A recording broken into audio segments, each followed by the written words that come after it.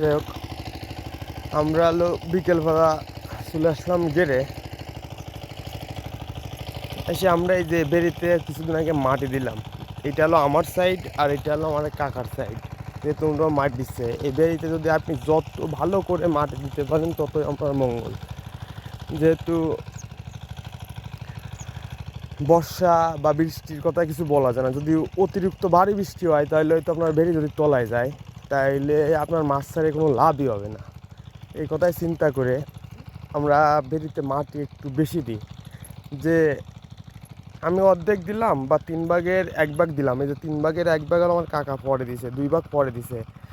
যেহেতু এটার দাম আমার আগে দিয়া, আমারও মনে করেন যে 3/2 দিয়া পরবর্তীতে ওনার মাটিটা শুকোয় যাওয়ার পর যেটুকু ডাইবে গেছে উনি পরবর্তীতে আবার 3/2 বা পুরো টপটা দিয়ে গেছে। যদি আপনার পাশ এলে ভালো হয় বা পাশের মানুষ বা পাশের ঘের মালিক বা পাশের মৎস্য খামারি যদি ভালো হয় তাহলে আপনার সুবিধা আছে। আর আপনার যদি পাশের মৎস্য খামার খারাপ হয় বা খামারি খারাপ হয় তাইলে আপনার কপালে দুর্ভোগ আছে।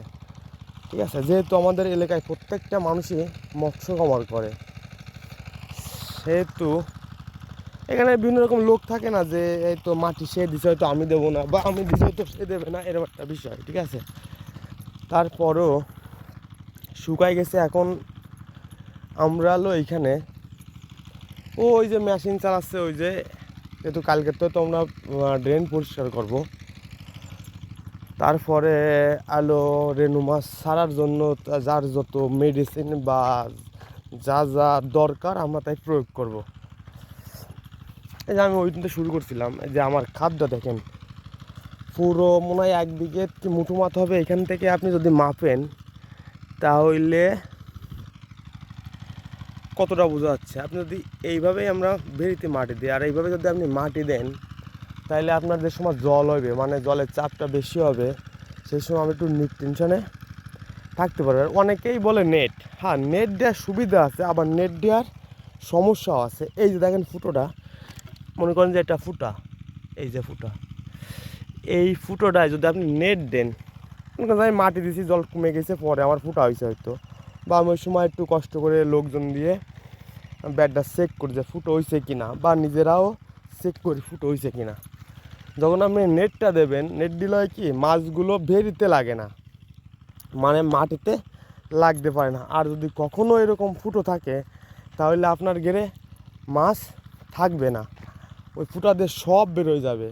মাটি যেহেতু মাছ যেহেতু মাটি পায় না, হ্যাঁ সে তো সমস্যা করবে। এই কারণে নেট দেওয়ার সুবিধাও যেমন, আবার নেট দেওয়ার সমস্যা হয় তেমন। যাই হোক, আমরা এটাই তো পরিষ্কার করবো, এর মাঝে আবার আমরা এইটা জাগাবো, হয়তো এইটার মেশিন চালাবো। মেশিন চালানোর পরে এইটা খিসে এইটার পেরিকাট হয়ে গেলে, মানে পরিষ্কার করা হয়ে গেলে আমরা আবার এইটা ধরবো।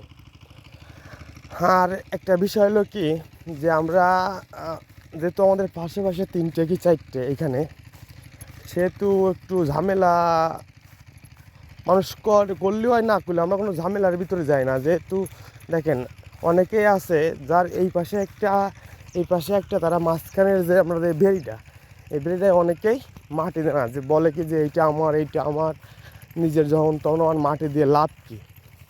সেই ক্ষেত্রে আমরা ওইটা করি না, আমরা করি কি দুইটাই মাটি দিই। দেখেন এখানে কিছু মাছ ছাড়লাম, যাই সারি এখানে 50 সারি বা এখানে 30 সারি, যাই সারি না কেন, যদি আমার বেরিয়েই না থাকে তাহলে আমার কোনো হিসেব পাবো না। না যে আমি এখানে কতগুলো মাটি দিলাম, কতগুলো মাছ দিলাম, কতগুলো পালাম, আর এখানে কতগুলো মাছ দিলাম, কতগুলো পালাম।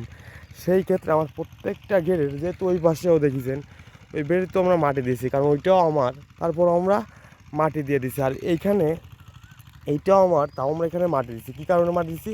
কারণ শুধুমাত্র একটা, যাতে এইখানে যে মাছের পজিশন, কতগুলো ছাড়লাম, কতগুলো পালাম, এইখানে কতগুলো ছাড়লাম, কতগুলো পালাম, ওইটাও কতগুলো ছাড়লাম, কতগুলো পালাম, এই একটা হিসাবের বিষয় আছে। মানে মৎস্য খামার করতে গেলে মনে করেন যে আপনার বিভিন্ন রকম পদক্ষেপ বা বিভিন্ন রকম চিন্তাভাবনা আসছে। অনেকেই আছে যেন ওই একটা ঘেরে, ওই যেটা আমরা নতুন রাখছিলাম, এখন ওইটার ভেরি নেই। কেন নেই?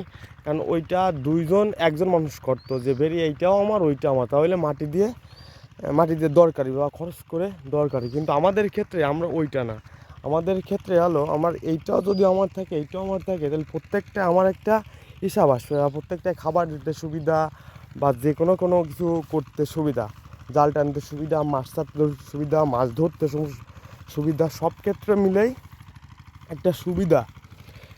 আর এই যে শুকাই গেল, তো শুকাই যাওয়ার পরে যে আবার নতুন করে ঘাস হচ্ছে, যেহেতু এদের দিয়ে মাটি দেওয়ার পরে সমস্যা নেই, ঘাস কিছু ছিল আছে থাকবে, এগুলো কাটতেছে, আবার ওইখানে ঘাসগুলাই যাইতে পারে না এই কারণে। কিন্তু সমস্যার কারণে আর হয়তো 4-5টা দিন আমার সমস্যা, তারপর অবশ্যই সমস্যার সমাধান হইবে। যাই হোক, এই ফলে আমাদের মৎস্য খামারের কাজ চলতেছে। আমরা হয়তো 4-5 দিন এইটাই পিছনে পড়ে গেছি, এরপর হয়তো আমরা এইটা ধরবো, তারপর হয়তো ওইটা ধরবো, তারপর হয়তো নিশ্চয়ই, তারপর হয়তো বাড়ি, তার এর মাঝে আবার ধান পাইকে গেলে ধান কাটতে হয়, বিভিন্ন রকম কাজ বাজ থাকে গের বেড়িতে বা মৎস্য খামারের। আপনি যে কোনো করেন না কেন, কাজ যে আপনার প্রতিনিয়ত, যে এই 5টা মাস, এই 5টা মাস আপনার কর্ম করতেই থাকতে হবে, এর পিছনে আপনার প্রচুর শ্রম দিতে হবে, তারপরেই না আপনি লাভের আশা করবেন। আর আমরা ভেরিতে মানে ফগারে এই যে 2টা কিস্তিতে, এরপরে আমাদের রেনুর ফগার মানে গলদা চিংড়ি ছোটো যে পোনা, আমরা এইটাই সারি বা এইটাই নার্সারিং করি, পরে এইটাই বাগদা করি। আর একটা ভিতরে আছে ওই সাইডেও মানে মাঝখানের ভিতর যেটা আপাতত সাদা মাছ রাখিছি, ওইটাই আমরা রেনু মাছ নার্সারিং করি। আর এই পাশে যে বিষয়টা হলো কি, এই পাশে আমরা হয়তো সাদা মাছ রাখি বা পুরোনো মাছ রাখি, এ বিষয়ে হয়তো চেঞ্জ করতে পারি, সেহেতু এইটাই আমরা হয়তো